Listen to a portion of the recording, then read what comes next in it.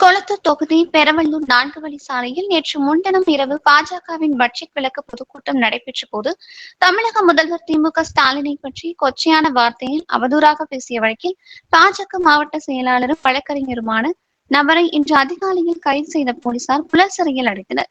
மேலும் இவர் மீது ஏற்கனவே பாஜகவில் இருந்து திருநங்கையை பாலியல் தொல்லை கொடுத்த வழக்கு பதிவு நிலுவையில் உள்ளது என்பது குறிப்பிடத்தக்கது.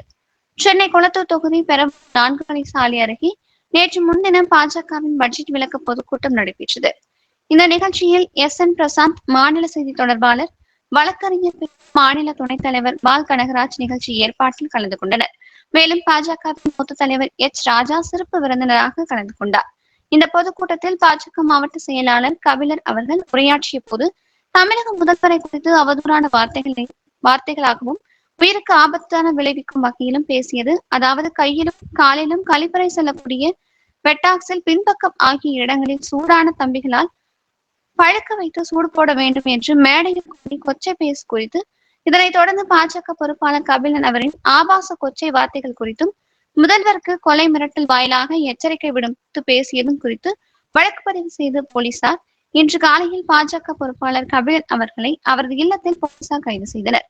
இந்த நிலையில் அவரை பெரவள்ளூர் காவல் நிலையத்தில் அழைத்து வராமல் வரும்படியே வாகனத்துக்கு விசாரணை செய்த போலீசார் தகவல் அறிந்த பாஜகவின் ஆதரவாளர்கள் திருவள்ளூர் காவல் நிலையத்தில் முன்பு 20 பேர் கொண்ட 1 கோடி நபர்கள் சாலையில் ஆர்ப்பாட்டத்தில் ஈடுபட்டனர் என கூறப்படுகிறது. ஆகவே ஸ்டாலின் அவர்களை தயவு செய்து இறங்கிட்டு எங்க அண்ணாமலை அண்ணங்களை பதவி கொடுத்துட்டு போயிடும். எதுக்கு ஒண்ணுக்கு கலம்பம் போட தெரியல, எப்பவும் கை திருட்டு கையாவே இருக்குது. காலில் சூடு வைக்கணும் உனக்கு, கையில சூடு வைக்கணும் உனக்கு, பட்டெக்ஸ சூடு வைக்கணும் உனக்கு.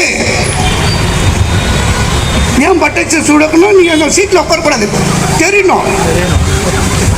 முதலமைச்சர் சீட்ல ஆஹா நம்ம திருநகை சூடு வச்சிட்டாங்கடா எப்பா அப்படின்னு கையில திருட போதில் இத்தனை கோடி அது கையில சூட வை.